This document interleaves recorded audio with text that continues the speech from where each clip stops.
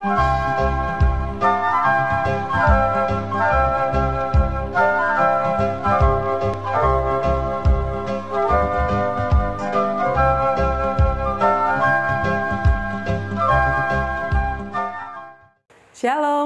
jumpa lagi bersama saya lewat channel Klavus Sukacita. Pada kesempatan ini kita akan sama-sama mendengarkan firman Tuhan. Sebelumnya saya mengajak kita untuk bersatu di dalam doa.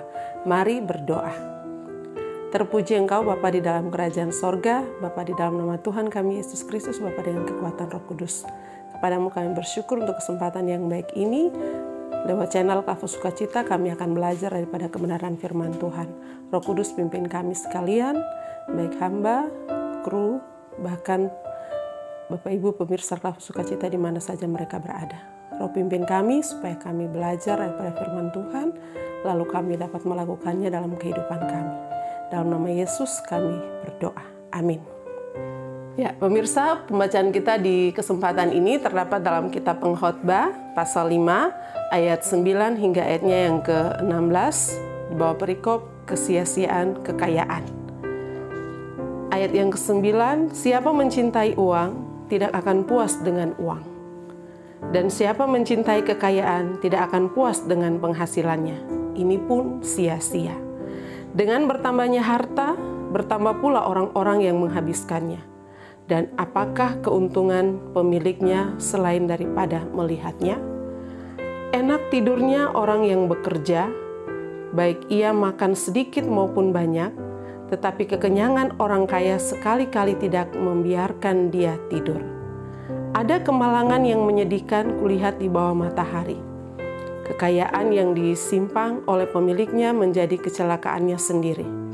Dan kekayaan itu binasa oleh kemalangan, sehingga tak ada suatu pun padanya untuk anaknya. Sebagaimana ia keluar dari kandungan ibunya, demikian juga ia akan pergi telanjang seperti ketika ia datang. Dan tak diperolehnya dari jerih payahnya suatu pun yang dapat dibawa dalam tangannya. Ini pun kemalangan yang menyedihkan. Sebagaimana ia datang, demikian pun ia akan pergi. Dan apakah keuntungan orang tadi yang telah berlelah-lelah menjaring angin? Malah sepanjang umurnya ia berada dalam kegelapan dan kesedihan, mengalami banyak kesusahan, penderitaan, dan kekesalan. Demikian firman Tuhan bagi kita di kesempatan ini.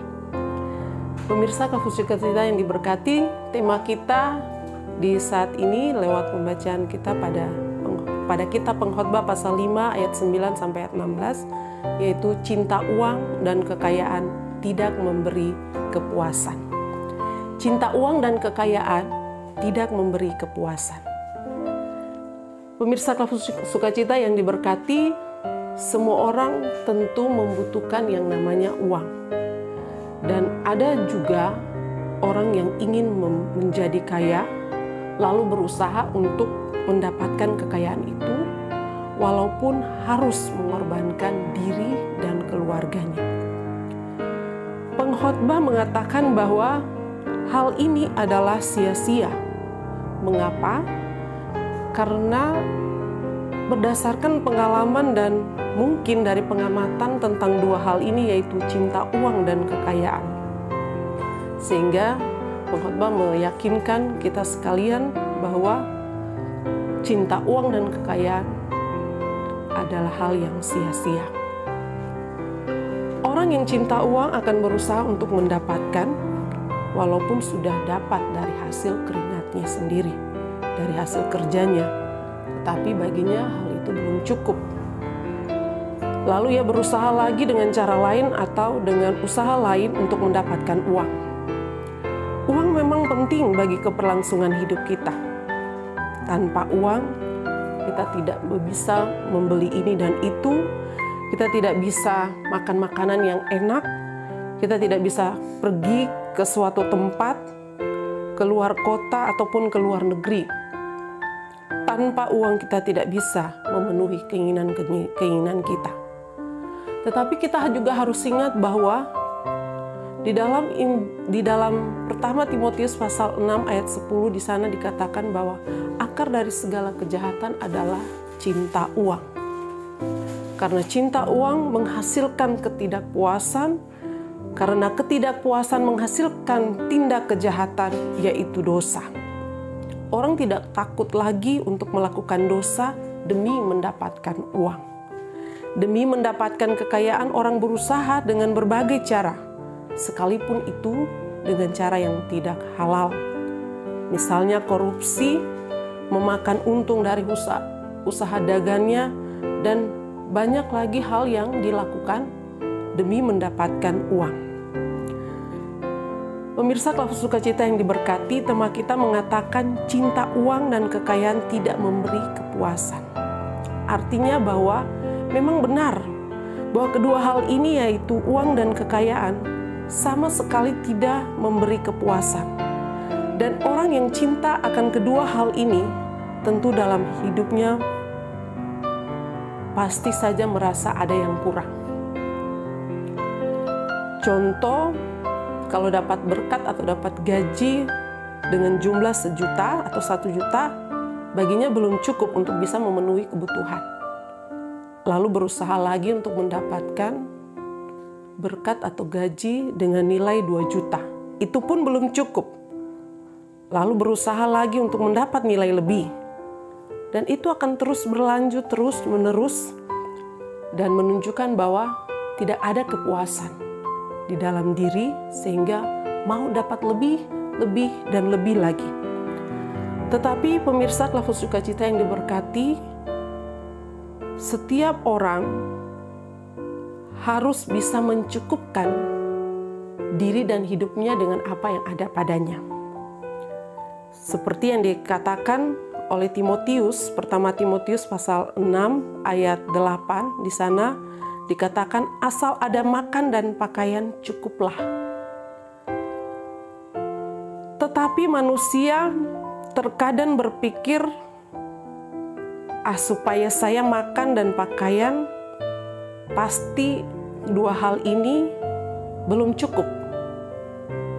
Diperlukan harus ada lemari, karena pakaian tidak mungkin taruh begitu saja, harus ditaruh dalam lemari. Begitu juga makanan. Kalau setelah dimasak, makan, lebihnya pasti akan disimpan di lemari. Dan lemari juga kalau diadakan pasti butuh uang. Oleh sebab itu, orang akan berusaha untuk mendapatkan apa yang menurutnya baik, lalu berusaha supaya bisa mendapatkan itu. Dan ini contoh bahwa selalu tidak ada kepuasan di dalam diri kita sebagai manusia. Kita harus ingat bahwa memburu uang, memburu kekayaan itu hanyalah kesia-siaan, karena pengkhotbah mengatakan manusia datang telanjang, tidak membawa apa-apa, dan pergi pun tidak akan membawa apa-apa.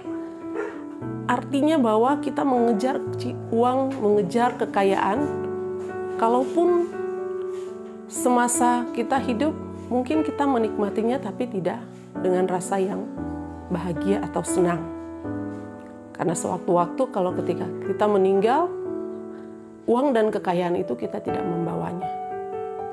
Oleh sebab itu, hal yang perlu kita belajar dari kebenaran firman Tuhan ini, apalagi di masa Minggu Sengsara ini, kesengsaraan Tuhan Yesus ini, kita semua diingatkan untuk belajar mensyukuri apa yang ada pada kita.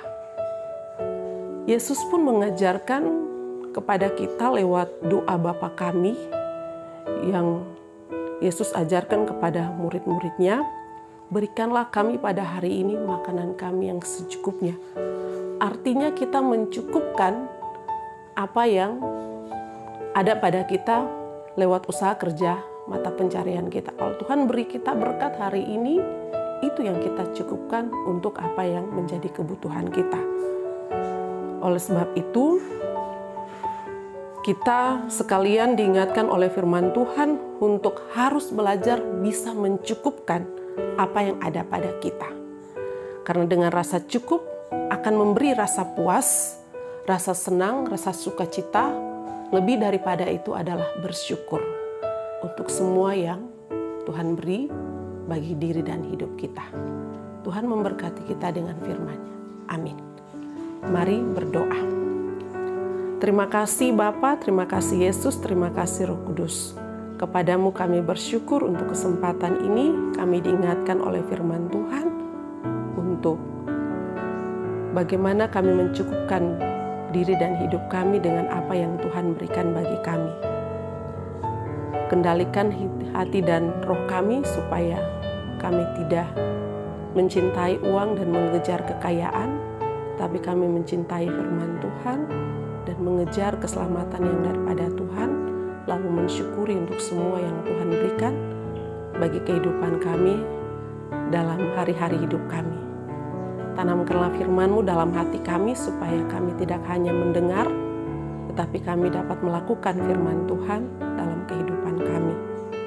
Berkati pemirsa Klafos Sukacita di mana saja mereka berada, dalam pergumulan mereka masing-masing Tuhan yang lebih dulu mengetahuinya.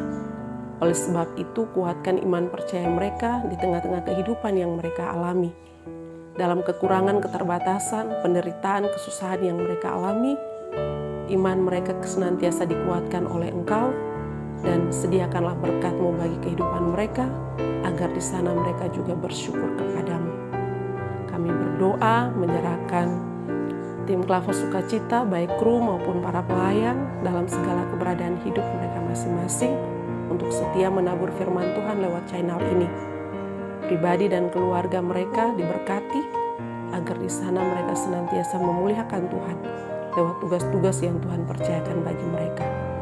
Ya Allah Bapa di dalam kerajaan surga, berkati bangsa dan negara kami, pemerintah kami dari pusat sampai kepada kami yang di kampung.